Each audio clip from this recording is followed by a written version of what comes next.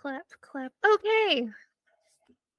Hello, everyone, and welcome to another episode of the Paranormal Misfit Podcast. I am your host, Chrissy, and I'm here to talk about all things horror, macabre, paranormal, cryptids, and everything in between. So cozy up in your favorite spot with a hauntingly delicious drink and listen along. All right, so we have made it past Turkey Day, and we are now getting into the midst of the holiday season, right? Yeah. Okay. So, as we all know, with the holiday season, you get all sorts of movies and stories and all that stuff, right? So, I always thought, how in the hell did A Christmas Carol get so popular, right? It's got ghosts, it's got Ebenezer Scrooge, all the shit, right? So, anyways, so of course, during this time you got the stories like A Christmas Carol written by Charles Dickens, that's shared, read, and even watched. I know I've watched it in Disney form, animation form.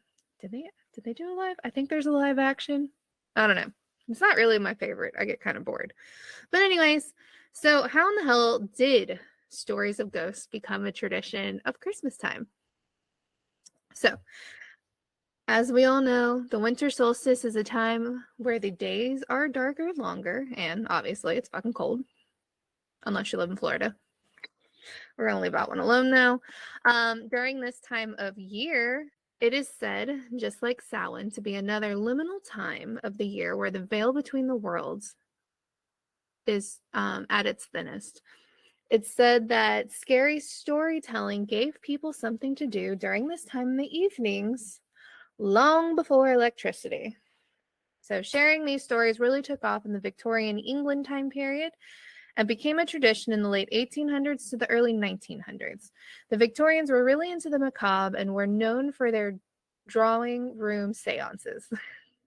Going from orally sharing stories to being printed during this time really heightened the popularity of these stories. The steam-powered printing press made it possible to commercialize and obviously profit from it.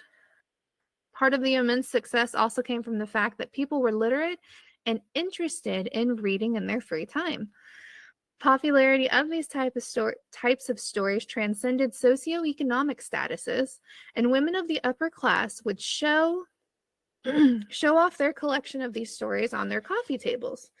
Writers like Charles Dickens played a huge part in popularizing this genre in England.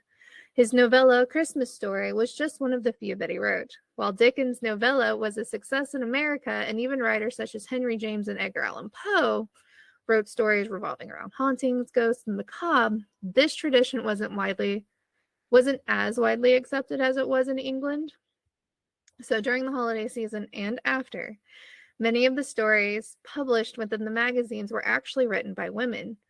Aside from the stories shared, Victorians also sent shockingly morbid Christmas cards as well as a means to start conversation. Go figure.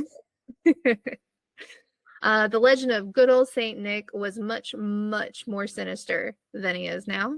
He was considered kind of the good cop, bad cop, paired up with a devil figure, with the devil on figuring out if children were naughty or not.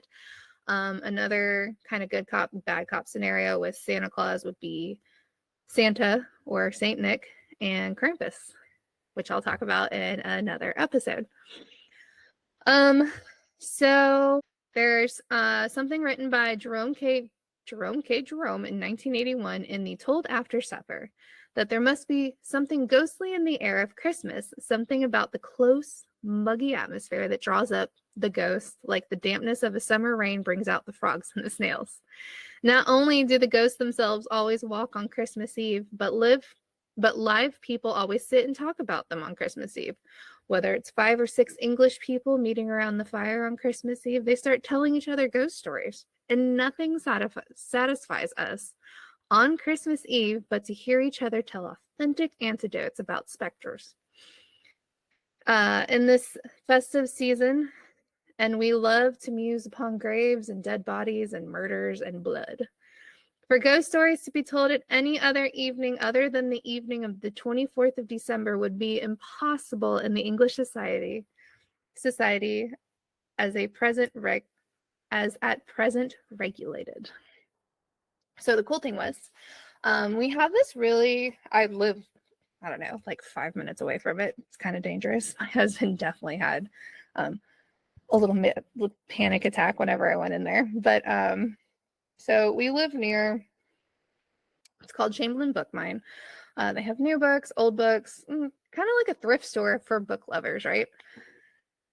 And I found, and this is awesome. This is actually what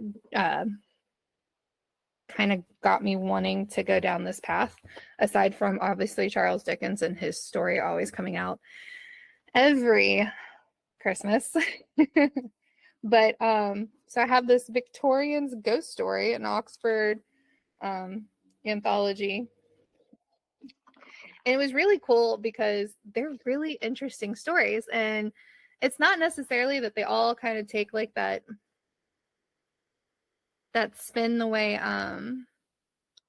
Dickens does his, where it's just about Christmas and someone, come to Jesus moment, I guess.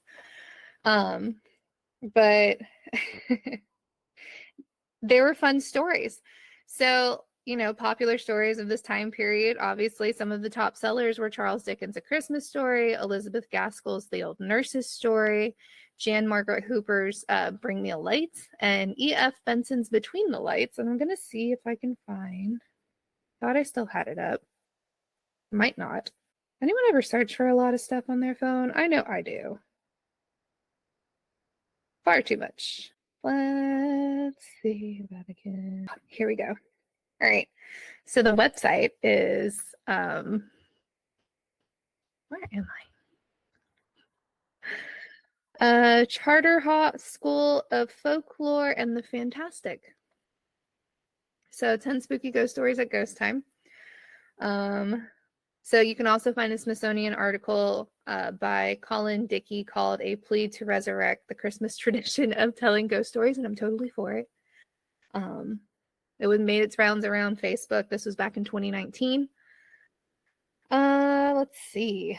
Did they have any listed? Obviously, A Christmas Carols. Okay, so here is a little excerpt from The Old Nurse's Story by Elizabeth Gaskell. It's written in 1852, and it's a classic Gothic Victorian ghost story, replete with ancestral secrets, organ music, and a seriously haunted house. So it says, I turned towards the long, narrow windows, and there, sure enough, I saw a little girl, less than my Miss Rosamond, dressed all unfit to be outdoors. Out of doors, such a bitter night crying and beating against the window panes, as if she wanted to be let in. She seemed to sob and wail, till Miss Rosamond could bear no longer and was flying to the door to open it, when all of a sudden, and close upon us, the great organ pealed out so loud and thundering, it fairly made me tremble. And all the more when I remembered me that even in the stillness of that dead cold weather, I had heard no sound of little battering hands upon the window glass, although the phantom child had seemed to put forth all of its force. And although I had seen it wail and cry, no faintest touch of sound had fallen upon my ears. Whether I remembered all at this very moment, I do not know. The great organ sound had so stunned me into terror, but this I know, I caught up Miss Rosamond before she got to the hall door opened, and clutched her and carried her away, kicking and screaming, into the large bright kitchen where Dorothy and Agnes were busy with their mince pies. So that's one. The one from Jane Margaret Hooper in 1861 called Bring Me a Light. So this one is Snow White's stepmother's got nothing on the vengeful Lady Henrietta. The story details of how her evil deeds poisoned her family home for generations. And this one says, she paced to and fro, turning and returning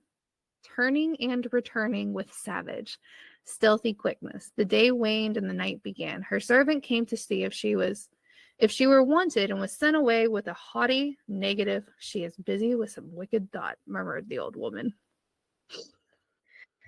So yeah, really excited. The book that I have And I'm going to link that below because it has excerpts from different stories, but also links to the longer stories, right? Yeah, this one's awesome. This one has like, I don't even know how many Victorian ghost stories. I started it a little bit, got really excited, and then had to put it down. Let's see.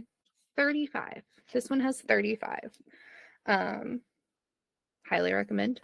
Pretty fucking awesome.